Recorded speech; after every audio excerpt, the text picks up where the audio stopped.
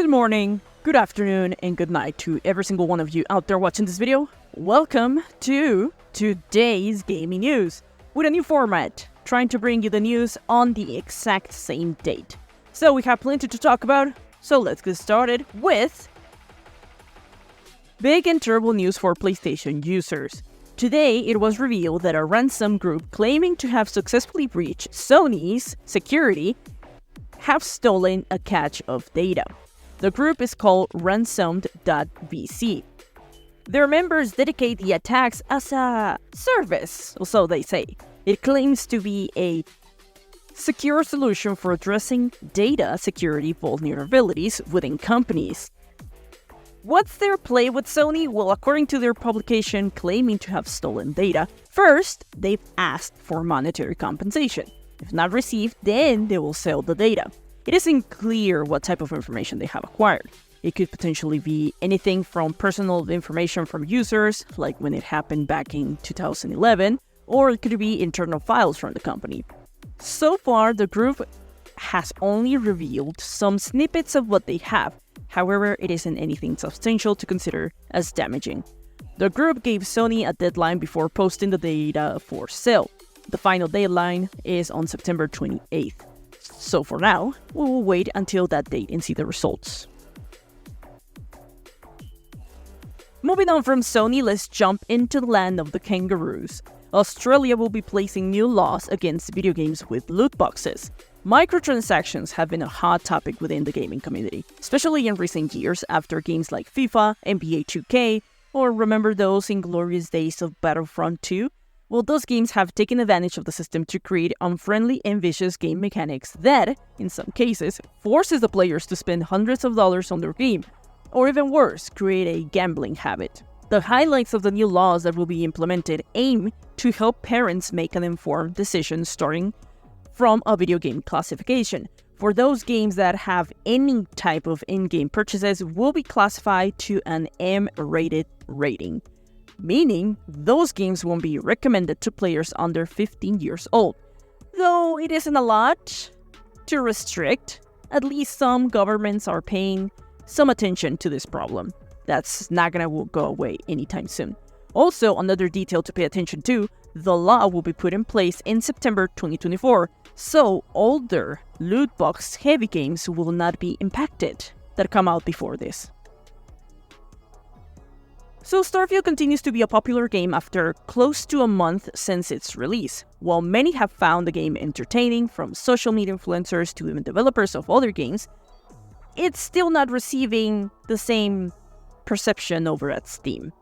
While the launch of the game was a success, many are left with dissatisfaction because the element of exploration on the game wasn't up to par with others like No Man's Sky or Star Citizen. Because of this, players have taken their discomfort to reviewing the game into becoming the worst rated game from Bethesda on Steam.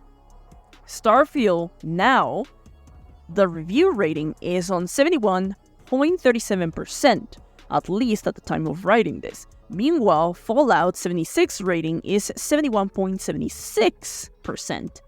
While on the surface we could take Starfield as the worst, we should also remember that it is far from the truth.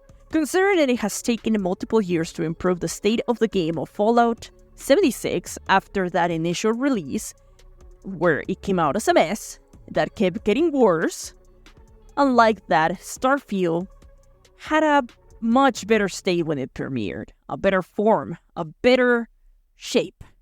Even with this rating score, the game continues to be one of the most popular games out there right now. Review bombing has become a problem for big games in general, recently, causing games to be scored in an unfair and negative way, either because of the console wars or maybe previous history of the developer with players. However, Starfield, although not the greatest of this year, it isn't a bad or a terrible game.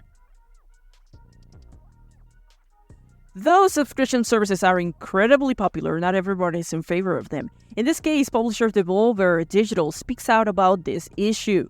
In a new press release that provided a quick overview of the company, the publisher shared why they won't participate with any of their games into those type of services.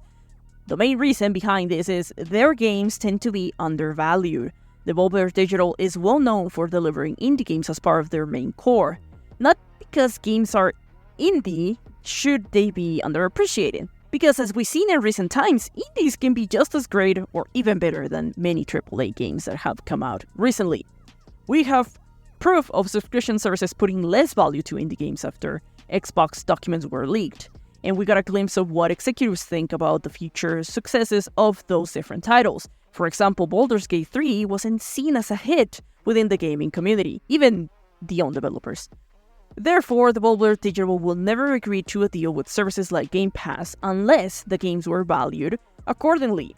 Their response is completely understandable. If no one values your game, even when you know the true potential it can have, then you wouldn't sell a part of it to someone else. Instead, you will keep it and sell it on your own and receive better profits than what you could have gotten with the subscription service.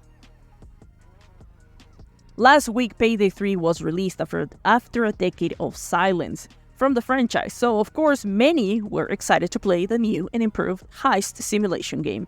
However, to the frustration of many, it became impossible to play the game because of connectivity issues and server malfunctions. The condition of the game has been so terrible that CEO Tobias Sjogren posted on Twitter an apology.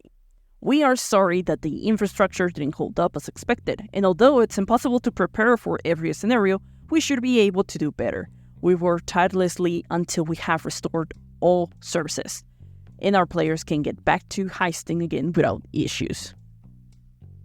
It seems placing the game as an always online operation model has backfired on them greatly, and their preparations didn't consider the flood of players trying to get to the game at the same time.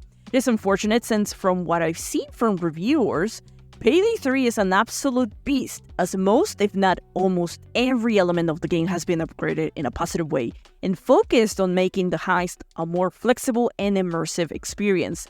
Once the connectivity issues are solved, if you can, give the game a chance, especially if you have a group of friends to play it with. Now finally, for some quick updates. First, Hideki Kamiya is leaving Platinum Games next month. The news was announced by the company's vice president on social media, saying that the decision was made after a lot of consideration based on my own beliefs.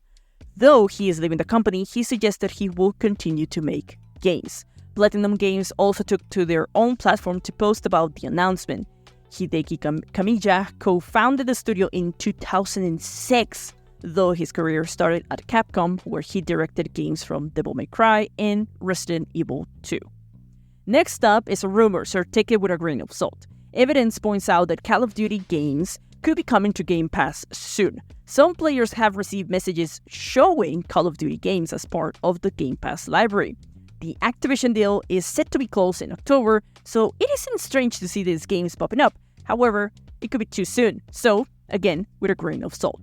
Finally, on the last quick update, the actor behind Star Wars Jedi, Cal Kestis, that's the name of the character, not the name of the actor.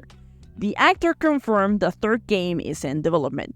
This happened during Comic-Con, where the actor attended during the weekend and said, "We are working on a third, and we're in the process of doing that right now." Even after Stig Asmussen announced his departure from the direction of the game, it won't stop the creation of the continuation of Cal's story, and we're happy for it. But that's all for this episode. What are your thoughts on this gaming news? Let me know in the comment section. I'm the Honey Badger, and I like to talk about everything gaming from news to games. If you liked the video, remember to leave a like and share. It really helps. Don't forget to subscribe. See you in the next video. Keep on gaming.